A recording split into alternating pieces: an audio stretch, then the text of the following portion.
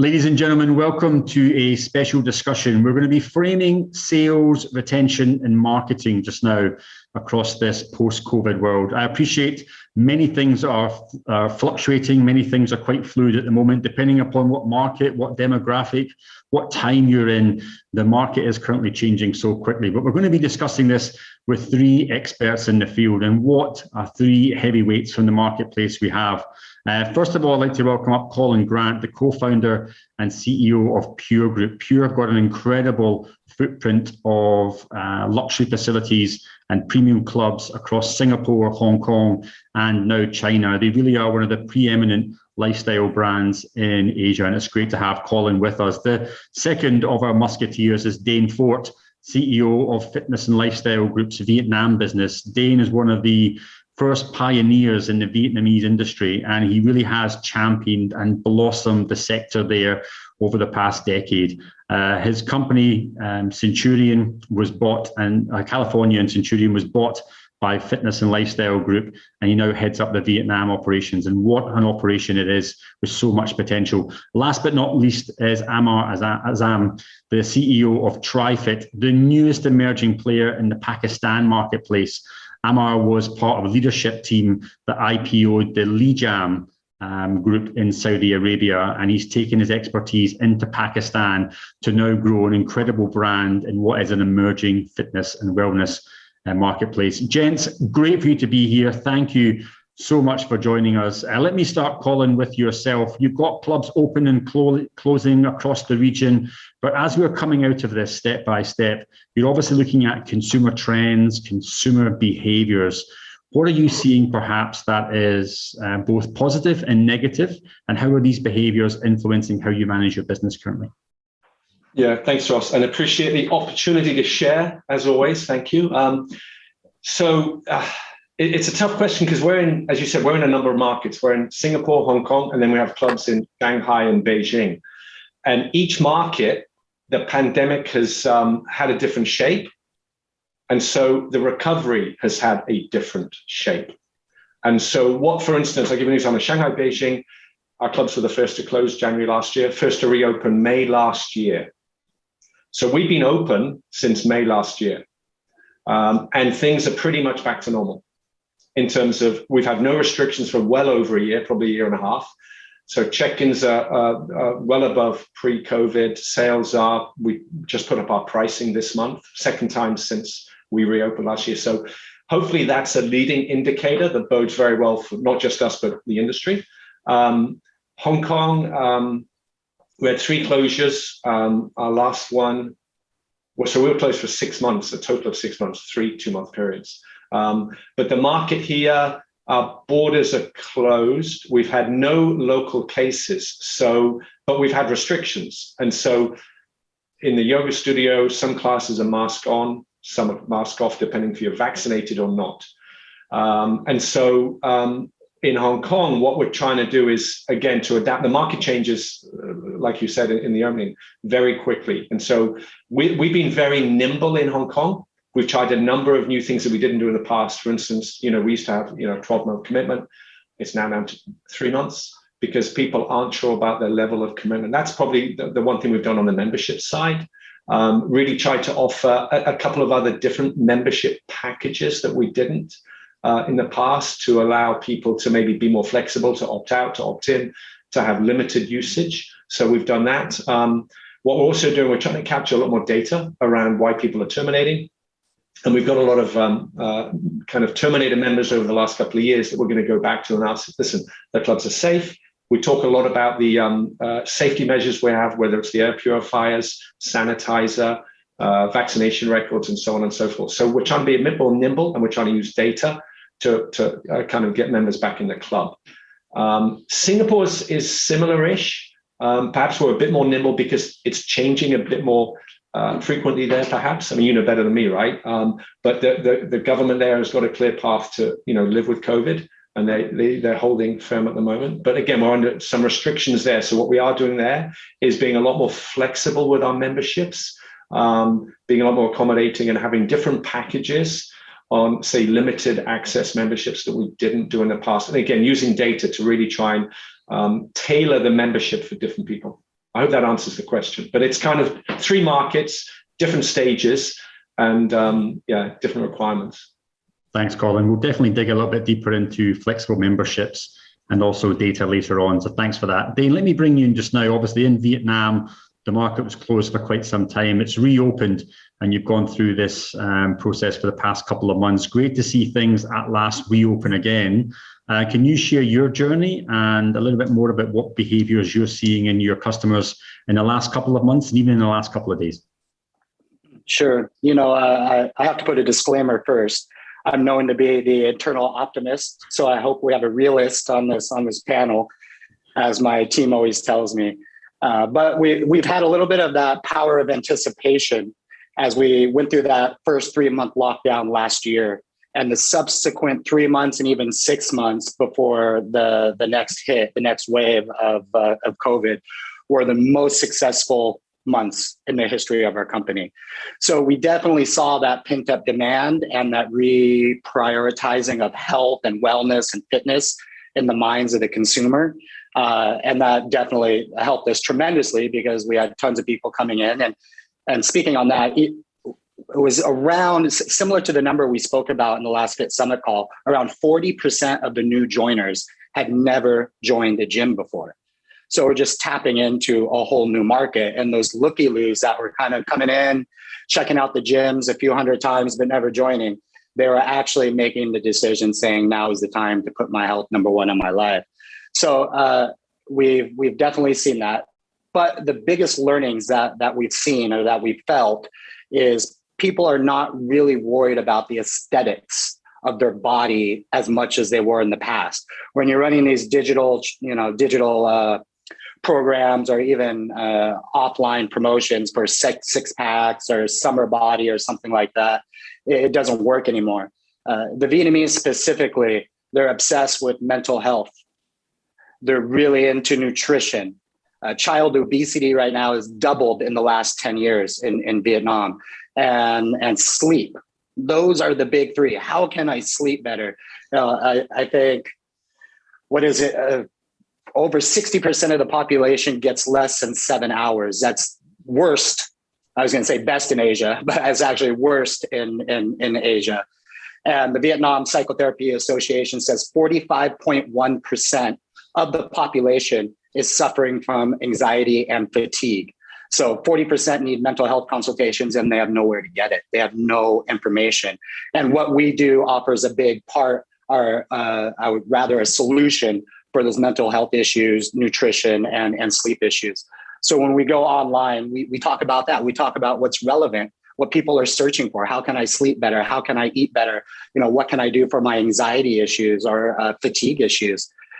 So this really was the hot button and the change of direction we took last year, and now coming out of this latest lockdown. So we were closed up until last month. So our Ho Chi Minh City market, which is about 50% of our portfolio, opened up last month, and our Hanoi market, the other 50%, opens up today as we speak. So we're continuing down that road and trying to give the consumers what they need, adding value where we can add value, just not that kind of old way of marketing or talking about aesthetics.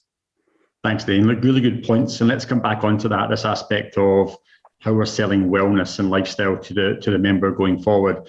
Ahmar, let me bring you in here as well, because I suppose working in the Pakistan marketplace, it's a very exciting marketplace, but it's also quite an immature and developing marketplace in fitness and wellness.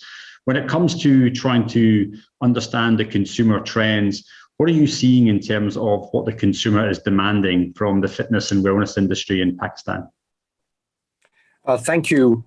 Thank you, Ross, and great hearing from both Colin and Dane. I'll mention something which is probably the first time in the history of the world that the world across is experiencing, that because of social media, I think the trends, the expectations of people across all continents is pretty much the same. I remember growing up, and that was many, many years ago, the music that we would listen in Pakistan and the clothes that we'd wear in Pakistan, sometimes we'd go on summer holidays to the US or to the UK and we'd find different things. But now it's not the same. My children, whether they are in Saudi Arabia before or US before that, or now in Pakistan, are sort of following the same trends, following the same music, and at the same time also following the same trends when it comes to fitness. So I think expectations across the globe now pretty much is the same. Things that I heard from both Dane and Colin are similar to what the customers are expecting here as well in Pakistan. It's a new market, yes, a country of 220 million people, a tough market just because of ease of business perspective, but from the opportunity perspective, a huge market. What the trend we faced here in Pakistan over the last 1 year that I've been here now, after I moved from Saudi Arabia, is that the government didn't know, just because of the ease of business and lack of maturity, the government didn't know where to bucket the fitness industry, and they bucketed fitness industry along with the restaurants and sort of, coffee bars. So every time the restaurants and coffee bars would shut down, there'd always be restaurants, coffee bars, and gyms or fitness clubs. So we had to do a lot of work. I was able to put together the industry leaders the gym owners that exist here, small gym owners, and create a platform, work with the government, and try to isolate ourselves out of that bucket.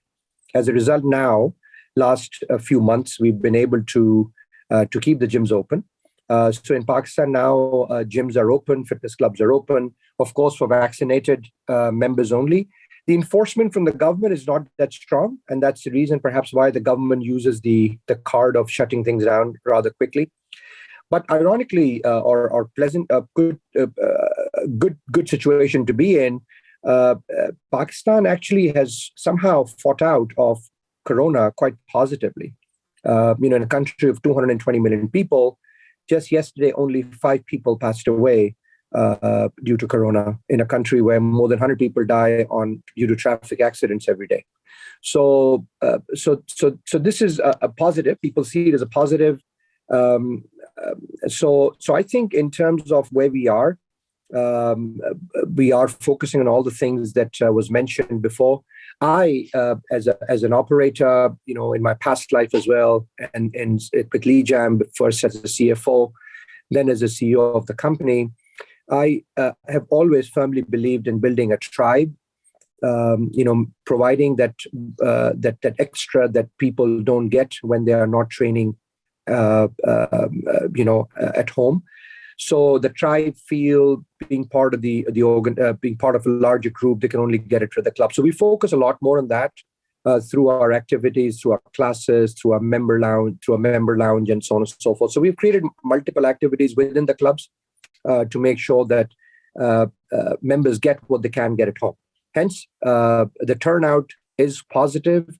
I've spoken to other gym operators as well, and everybody seems to be very positive with respect of the bounce back. Thanks, Ahmar. Great to hear. And look, an exciting time for Pakistan going forward and everyone involved in health, fitness and wellness there. Colin, let's maybe look at getting the members back into the gyms, because of course, the confidence from the consumer took a bit of a hit with all these rolling lockdowns. You've obviously undergone through China and Singapore and Hong Kong, very different journeys, but has there been maybe common threads of success that have allowed you to bring the member back in? You obviously want to, cut down the number of cancellations and terminations, get people to unfreeze their membership, but at the same time, you don't want to cut your nose off to spite your face and offer too big discounts. Anything that's worked, anything reflecting on that?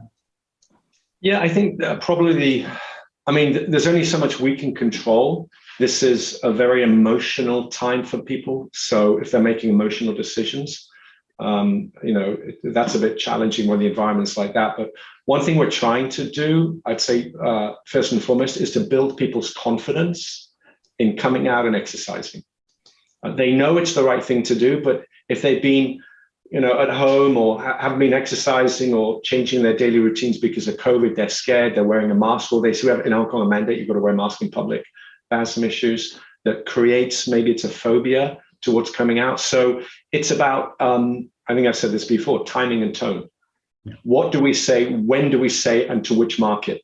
And so the other thing we've had to do in Hong Kong, because of the strict quarantine, there's almost no new people coming into Hong Kong. So we've had to pivot to more local. So local advertising, local markets, but also I think going back to my first point, it's about building confidence so people feel safe. And then also work on referrals. So if, word of mouth is a very strong way of bringing people in. So if I've got a friend who's gone to the gym, I'm like, oh, how was it? If he had a positive experience, if he saw a lot of air purifiers in the club and had a good experience, then I'm far more likely to go in there. So we're really trying to encourage our members to share their experiences, get them back in the club, and showcase all these measures that we've done and we continue to do. Thanks, Colin. Dane, same question to you. What are you seeing that's maybe working for you and the team? Obviously, trying to get people back in, building their confidence, making sure they're, realizing again the great experiences you can offer as an operator. What's worked for you, or maybe what are you trying to make work? Yeah, I think you just have to see the opportunity in this, as bad as that sounds, going through this pandemic. They say you never have a second chance at a first impression, but now we do. So how can we reintroduce our members back into our ecosystem the right way? Maybe some of them, or 40% of them, fell through the cracks and they weren't treated the way they were supposed to be treated. And now we have that second chance. And just ask them the simple question of, how's everything going? How's your family going? By the way, let's do an in-body. Let's figure out what your goals are. Let's figure out how we can add value to your life. Do you know that we now have mental health, nutrition, and sleep programs to support? And how can we educate you so you can educate your family? So just preparing those questions with the team, the sales team, the frontliners, so they can really go deep. And the members, they need to feel that love, and they need to feel that, okay, this is being reintroduced. I feel safe. I feel certain that when I come into this center, when I come back to California, it's going to be a safe environment for me to build my immune system. And from a pricing perspective, don't discount. Absolutely not. In fact, like Colin said, we've already increased our pricing immediately from opening, and we're looking at our second increase next quarter and a third increase the quarter after that. And then you can experiment with different offerings and different products, but as a whole, out to market, definitely do not discount. I would highly recommend not to do that. So, from that perspective, just being pioneering, innovate, disrupt yourself before someone else does. It's a sequence how you educate the market. You want to educate the government first, and you want to be that partner in the government, how to educate the public that coming back, getting healthy, fitness centers, this is a safe place to be. And then provide them with the facts and figures, provide them with all the research up to date across the world, so they can confidently go out and say, okay, we need to open up fitness centers now. And then it's just not a PR packet from a company. It's a PR packet from the government saying that we need to get healthy together as a country. This worked for us. And then, then the team gets inspired, then your members are inspired, then you kind of have that mass market opportunity where people say, okay, it's safe to come back. So that was kind of our overall strategy. Thanks, Dane. Ahmar, picking up on that point, obviously Dane just mentioned the need to educate the government, to get them on your side, to really drive that awareness, to really drive the need in the consumer to get into facilities. Not only is fitness quite a new concept in Pakistan, but I suppose your type of high-end, premium, even luxury club in Pakistan is quite new to the marketplace. So maybe even from a customer acquisition point, how are you getting them to come into the clubs, understand this is an important part of their lives, and then of course buy memberships? Sure. Thank you. So just a minor clarification, Ross. The categories we have, the mass market category, because we plan to open about 50 plus clubs over the next 5 years. Bulk of it is in the affordable lifestyle category. So the clubs do look premium compared to the offering that exists in Pakistan, but really that category is affordable lifestyle at a very disruptive price. So basically, I just to kind of tag along with what everybody else has said, we all know that our industry is prone to discounts, right? It is what it is. We can sort of try to fight it off, but at the end of the day, some club somewhere will start offering discounts, and then it would then start the domino effect, and other people will also have to offer it. Just like everybody else, I also believe that it's a drug, and the more you give, the more the customers want it. But we also have to recognize the fact that it is a fact of the industry. What we do, though, is we channel the discount process more towards renewals, more towards loyalty, more towards referrals, rather than giving discounts on people who are coming in for the first time. So that's something that I've always believed in the last 8 years or so that I've been involved in the fitness industry. However, just to add something that perhaps has not been covered so far, is a robust commission structure. Because, at the end of the day, I am dependent on my team, who is the face of the organization, face of the club, our membership consultants, our front of house staff, who are the ones who are meeting and greeting the members or the potential members. So we have designed our bonus structure in a way that the sales staff get paid mostly for renewals. So they understand that they have to work harder in maintaining the memberships. Clearly, they also get a commission for new members, but the focus mostly is on renewals and retaining members. The place where we do give discounts, even in my past life and the present life, is, I've always, I call this campaign, "We Want You Back." And that's where, the member has left for whatever reason. These are obviously mostly because of Corona, and they've sort of fallen out of the fitness circuit. That's when we do offer them discount to bring them back. But then that's a one-time discount to bring them back and then keep them on. Okay, thanks very much, Ahmar. Good points there. Loyalty, looking after your current customers as opposed to obviously acquire new ones. Colin, let's maybe look at content. Content this year has been mostly around digital content when it comes to Group X production, but of course, content going to the member can all be about marketing and sales. You touched on this timing and tone aspect. It's so important to make sure that you're engaging your customers to bring them back. When you are building content with respect to marketing content, how are you going around building that on social media today? What social media platforms are working for you? What maybe marketing platforms are working for you? Because there seems to be an infinite amount of channels now that you can spend your marketing dollars on, and they're all after different demographics. What's working for you? What kind of content are you looking to produce? What's had the most amount of engagement? How long do you have? It's so many platforms, because also in Beijing, Shanghai, we have WeChat, we have Weibo, you have Redbook, you got Double 11 coming up. Then in Hong Kong, we have obviously Instagram and Facebook, but we're now going to start using WeChat and Redbook in Hong Kong and also Singapore, as those platforms become a bit more international, at least regional, right? So we're using that. We're going to pivot a bit. We're going to start using a lot of user-generated content. So we're going to reach out to members, because we've got a great marketing team who produce great digital content, but a lot of our members are amazing and they produce some of the best content. So we're going to be talking to them as authentic, genuine users and almost brand ambassadors. So we're going to bring them in. And a lot of it is about building engagement. And I think Ahmar said it, about building community, feeling like they're part of a tribe, of a group of like-minded people that share a common purpose and passion towards wellness. And so we're going to try and start doing that to create those kind of communities online. So yeah, user-generated content, trying some of these other platforms that are being growing regionally.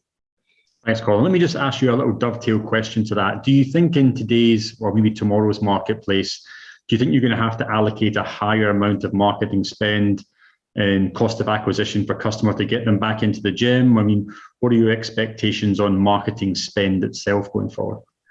No, I don't think we have to spend more. We just have to spend it better. Actually, you can probably with digital now spend less and be more effective. So it's not about the quantum, it's about the quality. And that's what we've learned. And aligning with the right people. And if you do that, especially if you start using your members, and even some of our staff have great followers. very passionate. So it's probably, yes, being a bit smarter. Thanks. Dane, same question to you. Social media channels, social media content, formats, engagement, what's working, what hasn't, and where do you think, if you have a budget, you're going to be putting it forward? I mean, it started, from last year. We rolled out a vision, which was essentially we want to democratize fitness and wellness information and education for every single Vietnamese in this country, all 100 million of them. So it's the idea of providing health, happiness, and hope for all 100 million people in this great country. So that's volume of social content. That's community engagement. That's just, during lockdown, we launched something called Cali X Home. So essentially it's just live workouts at home with our instructors. And we set up a little mini studio, and we had 6 million views in just 2.5 months on that channel. Most of them were non-members. And that's the idea. Whether you're a member or not, that's not important. It's like putting, profit before people. It's just the wrong way to look at it. And just, really get authentic about what you're putting out there. Just make sure you're putting stuff out every single day. Make sure you do have that strong loyalty mechanism in place. Luckily, we partnered with an app where people could take steps and they could check in if the club was open, or take a class or a PT session, and they would earn points at every touch point in the club or at home. And then that data is stored on blockchain, and they can get discounts with term life insurance or health insurance, stuff like that. So we really try to look at that full ecosystem and protect our members, the other 165 hours in the week that they're not in the gym, if they're working out 3 hours a week. So it's just being kind of innovative again and figuring out how we can be authentic and reach out community-based, and that volume, just not looking at a return right now, just pump it out and just realizing you're educating the whole country, and it's going to come back tenfold at some point. Thanks, Dane. Ahmar, of course, you're building this from scratch, which is fantastic. You can really, write whatever you have to write and build this great company. But in terms of where you see social media, the type of content you're going to produce into the marketplace, are there specific channels, specific formats, specific messaging you're going to focus on for the next couple of months or next couple of years? Thank you, Ross. So our situation is a little bit different because, again, being in a virgin market, our marketing objective is very simple. We just need to be seen, right? So when people see us, they want to come and join. So that's where our focus is really. And to do that, we deploy multiple tools, geo-targeting, for instance. At the moment, our first 6 locations that we'll have by the end of Q1 are going to be in Karachi, which is our largest city of 3 million people. So gyms that are part of our sort of competition landscape. When you kind of check in those clubs, then the next subtle thing that you see is a ad or from TriFit, right? So we're using tools like those to be able to come in front of our members and potential members. So as I said, our focus is slightly different. I'll mention a couple other things that how I see the marketing focus has been. When I do look at how different clubs advertise. So, we are a chain of fitness clubs. So we brand us to have the best services. We brand ourselves to have the best trainers. We brand ourselves to have the best tribe. And that's really the focus. We brand ourselves that we give the best results. And that's really part of the objectives of all the fitness clubs. What we should not do, and I've been a big advocate of that, is to start branding individual trainers. So one thing we do is when we do bring trainers on board, we're looking for trainers who are career trainers. We're not looking for people who have a huge social media following, people who have a huge Instagram following, because they are more interested in branding themselves than branding the fitness clubs. So in our ads as well, if you see on social media where we do put trainers in a way that it's still branding the fitness clubs, marketing the fitness clubs, not the individual trainers. So that's a subtle difference that I'm very sensitive about, and to make sure that our team stays bought into that point. With respect to going forward, clearly, we will also transition in terms of getting more aggressive with respect to getting more members, as other players are learning and will learn more and try to reinvent themselves to compete with us. But at the moment, I think we're in a good spot. We're in a spot where Fitness Time, my previous company, was about a decade or so ago, when we really defined the fitness industry in Saudi Arabia. Thanks, Ahmar. Gents, let me turn the conversation now to technology, which seems to be the buzzword, and all types of solutions are now presenting themselves. Some quite simple solutions for sales and retention and marketing, some more complex SaaS products, and some more complex AI-based driven software to plug into your own existing systems. Colin, let me ping this to you first. Where you were maybe last 18 months, where you are now, and then looking forward for another 18 months, where are you going to be investing to make sure that you are getting the data with the technology you want to have to really drive home better sales and retention? I think technology is going to be a key driver for our industry. I think so that we can offer a more personalized service to our members. We have over 100,000 members, but what we've got to do is make sure every one of them thinks that we only care about them. And that's that's where technology comes into play. So what we're looking at, so we have our own members app where they use that app. It's our own software we develop where it's, they book classes, it's their membership card. They see the buyers and that. So what we're doing is we have a new kind of digital insights person that we brought on board, and they're looking through all the data across all the members so that we can start working on some algorithms so that we can really personalize the journey for each individual member. So if a member comes in, say if their 100th visit, they get a message, free smoothie. Congratulations, Ross, you've done it. Or there'd be goal setting. If you achieve a goal, you get something. So words of encouragement. So it's about using the data better. The data's always been there. To be honest, we haven't used it anywhere near enough. So we are going to be using that. A lot of the forms are now e-forms. So we're capturing more data electronically that we can also use. So if someone is suspending, why? If they're terminating, why?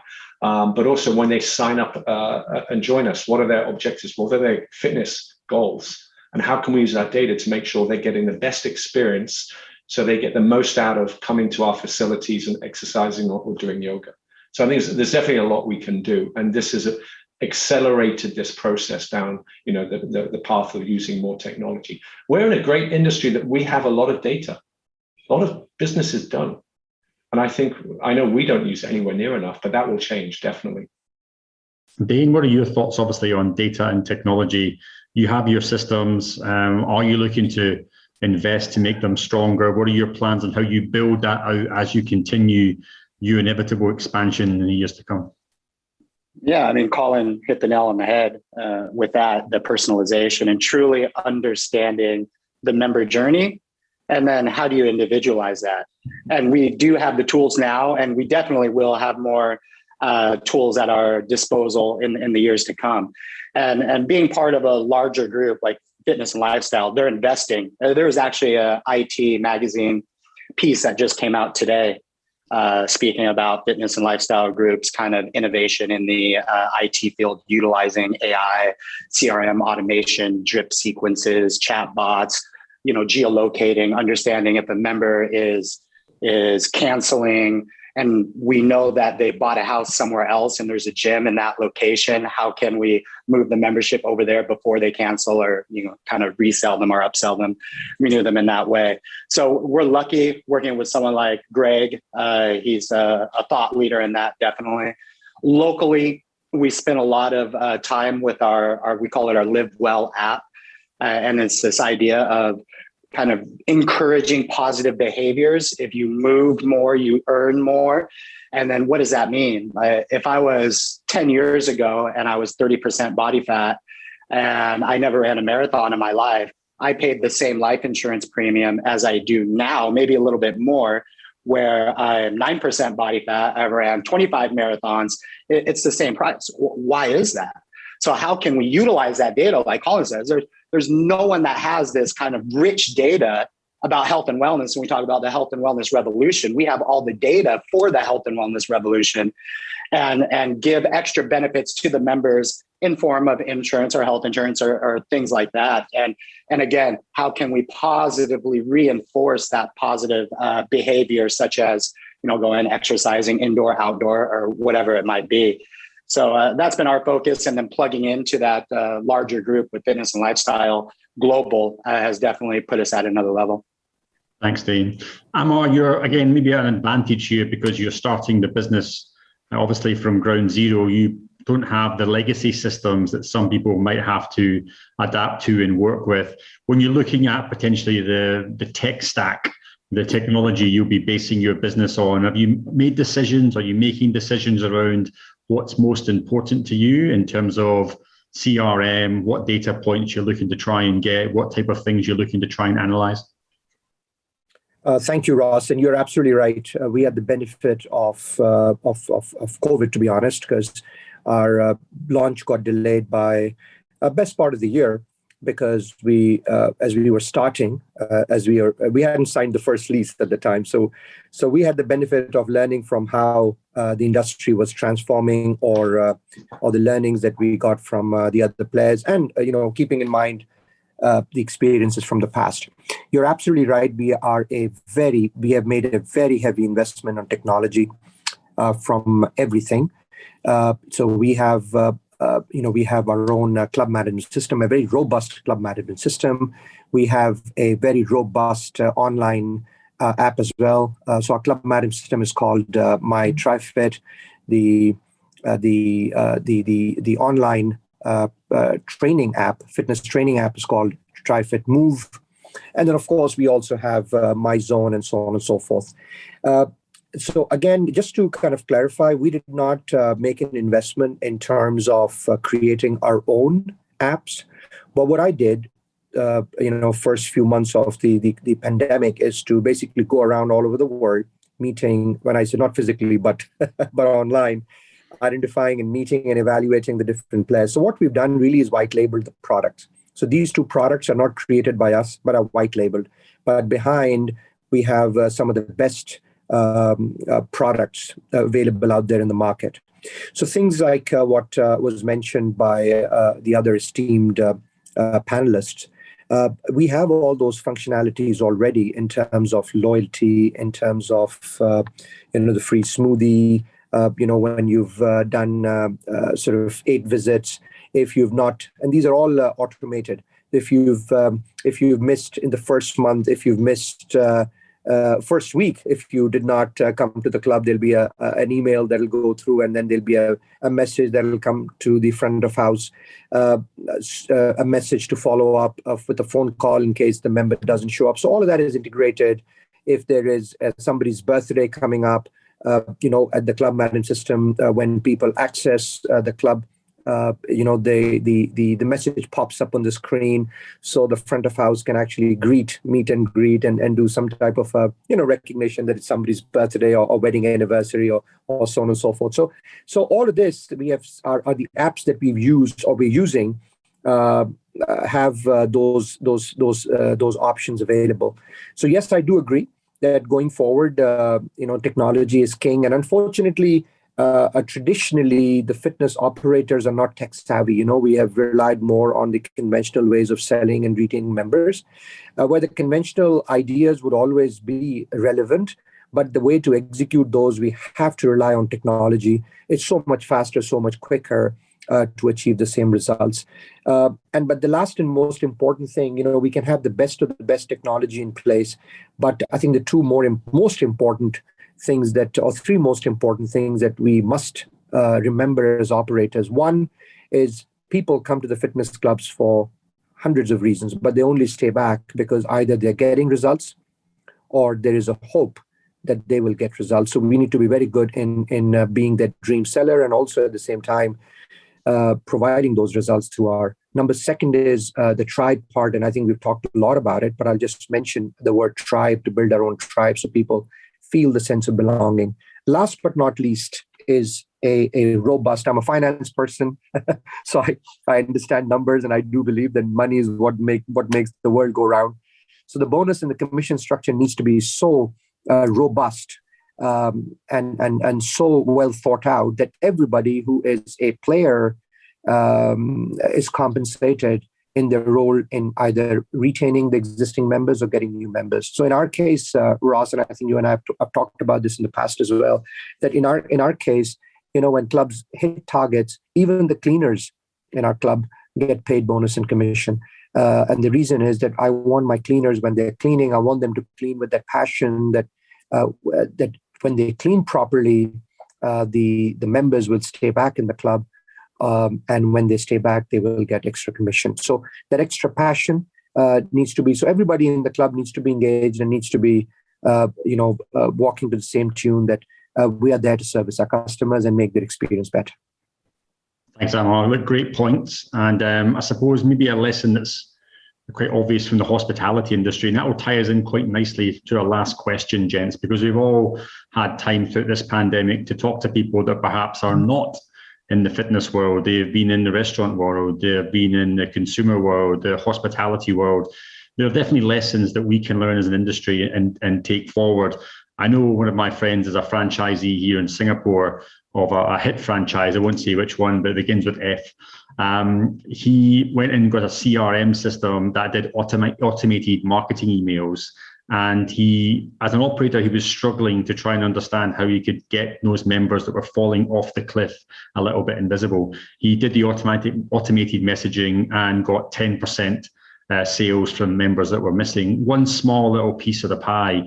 And he said he actually learned that from the F&B industry. So my question to you, gents, is what have you learned, perhaps maybe reflected upon over the pandemic from other industries, from talking to other people, ideas around sales, engagement, marketing, customer retention? What have you learned differently that we could apply, not just to your own business, but of course to the wider industry? And let me start with you, Dane, on that. Wow, you threw a curveball in there. Yeah. Yeah, industry for sure. But what I take most from these other companies and industries is just culture. And we believe in this kind of inverted pyramid type of culture where the decision needs to be made fast to keep the members happy. So our team in the field have to have that certainty and that kind of feeling of like, okay, I'm able to make a mistake and I'm not going to get chewed out. But as long as I learn from the mistake, everything's going to be okay. So it's this idea of, I'm at the bottom, I'm supporting the team. We set clear benchmarks and we make it super simple and we find the best practices and make them even simpler. It's not rocket science. And this idea, the ability to work backwards, we start with what the customer wants. We build our solutions accordingly, regardless of whatever the current status quo is. So it's kind of that opposable mind type of strategy where you might have a thought process or an old way of doing things, but you have to be able to entertain the opposite of that thought if you really want to be able to build a great company that delivers for your team and delivers for your clients and members. So there's companies that are on the forefront of that, and I'm always in search of how they're building that culture. And that idea of what Peter Drucker said, culture eats strategy for breakfast. Well, that's true. Strategy is very important. And I think it's 50-50. And don't let Greg hear me say that because he's a big strategy guy. But I'm a big believer in driving that culture of the team.